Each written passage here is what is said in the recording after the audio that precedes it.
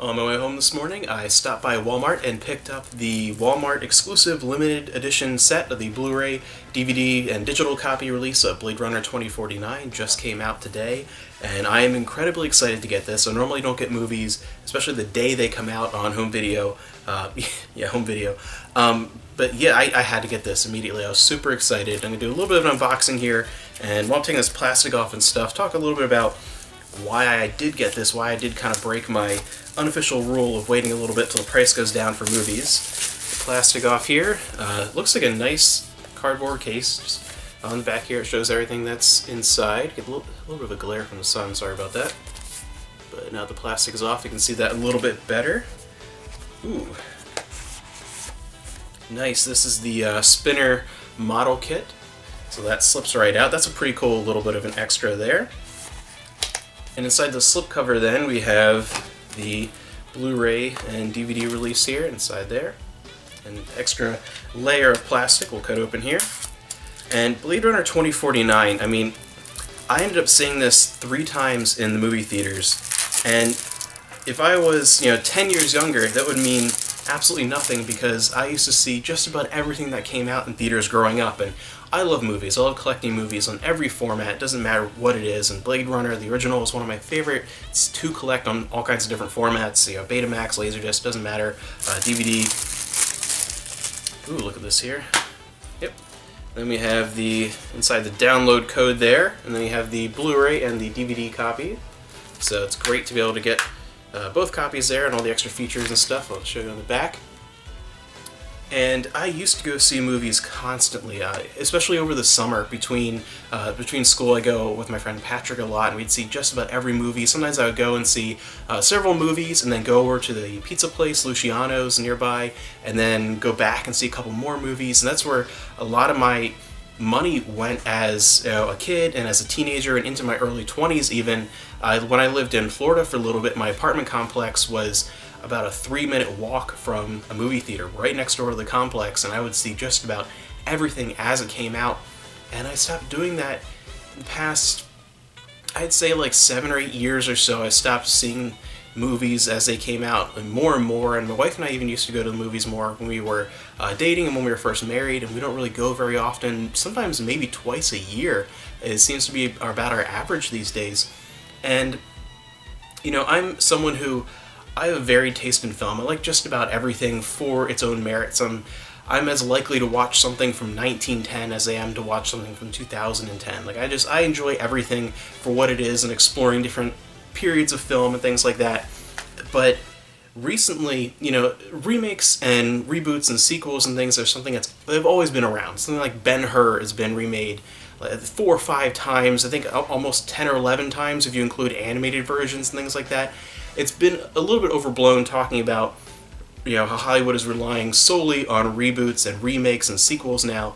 I think they are a little bit more than they have been in previous decades, but I think the problem is the general quality of those, and that's why I was a bit worried when this was originally announced. Going into the movies is a different experience now. I love the movie experience. I think people miss out on that now. They think you watch a movie on a smartphone or you watch a movie on Netflix and you feel like you've experienced the movie in the same way as you do in a theatrical experience. It's just not the same. And I think that the theater experience has changed in many ways. And I think the ability to access things that aren't the big budget Hollywood, what I would call the candy movies. You need a cinematic diet of candy and your vegetables. And there's nothing wrong with candy. I hate the snobbery of saying that anything that I would call like a candy flick, just sort of like a fun filler movie, is just bad and awful and you should never have it. Sometimes those are great fun. You need that every once in a while.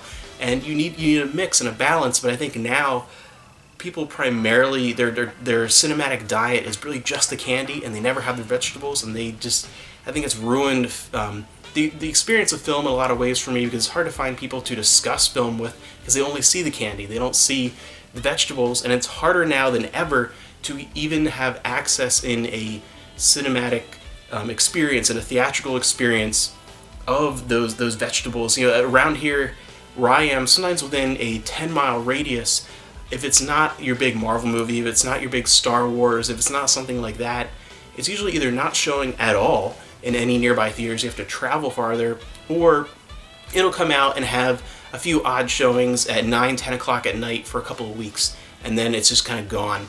And when Star Wars comes out, it takes over the whole theater and that type of stuff. So it's hard to find those things.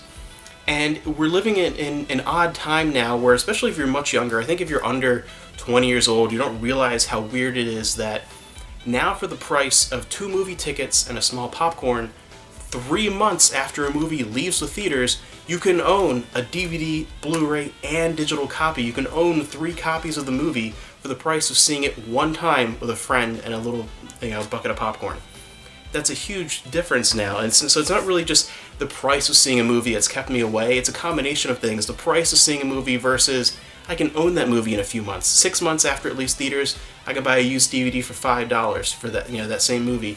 Or it's a combination of that and how many times I feel like I've been burned with a lot of these remakes and sequels, and modern movies in general just have lost a lot of the appeal for me. And it's weird because, again, I'll watch stuff from just about any decade up through just a few years ago, really, up through the early 2000s.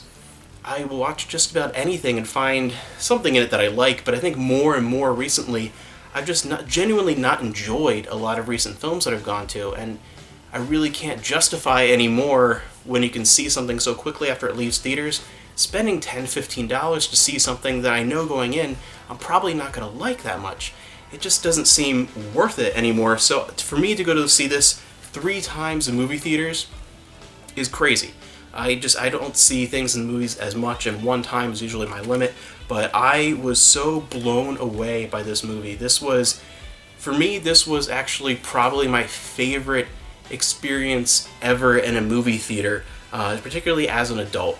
There's some movies from your childhood and things like that experiencing in the theaters that were amazing, and that's mostly because of the surprise about how much I enjoyed this, because I went in seeing this just not wanting to hate it, having seen so many movies that are remakes or sequels of things lately that are things that I really enjoy that are just not good, or they just don't quite live up to the original in a way that I would want them to. That I was going into this with very low expectations, and particularly when the original Blade Runner is my second favorite movie of all time. It's one that I was a little too young to see in theaters. I saw it in the very early 90s on VHS for the first time, and for a movie that I hold to such a high standard and enjoy so much, to get a very unexpected sequel, I was just like, I almost didn't see it actually, and I'm really glad I did, but I just thought of, well, maybe if it's a miracle and they actually pull it off and it's good, and I didn't see it in theaters, I would regret that forever. So I went, absolutely loved it, went back 2 more times, and I absolutely love Blade Runner 2049. To me, this really has me actually looking more carefully now and at movies that are coming into theaters over the past couple of months, and seeing what's coming out in 2018. This has actually single-handedly kind of reinvigorated my love for wanting to physically go to the theaters and not waiting for home releases, and really wanting to give more movies a chance, and maybe even take the chance of traveling wider and trying to find some of these cinematic experiences, maybe having just outside of the general proximity of where I live, and really trying to seek out those experiences rather than waiting for home releases, because this took me by surprise so much. I absolutely loved it. A movie that I know I'll talk about again on this channel at some point, because I'm going to go watch it this afternoon and go through all the special features and everything, and it'll probably come up again. I'll talk about the movie itself at some point, but yeah, I've been just rambling on about how much I love this movie, and it's supposed to be an unboxing, but there's a reason why, really talking about how important this film was to me, seeing it in theaters, not just for how much I enjoyed the movie and for how much I really saw it as a worthy sequel, one that I was not expecting to utter that phrase regarding it, but how important it was to just me seeing modern movies in general and wanting to explore those things. I can't stand, Michael Bay movies. I can't stand anything J.J. Abrams has ever put his fingers on.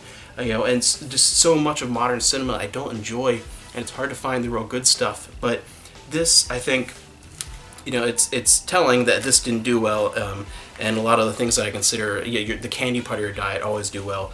But yeah, I absolutely loved this movie, and this, to me, again, I saw Blade Runner for the first time in the early 90s, and this is my favorite work of science fiction that I've seen as far as movies are concerned since I saw the original Blade Runner. I mean, this just, it blew me away. I absolutely love this movie. I can't wait to watch it again.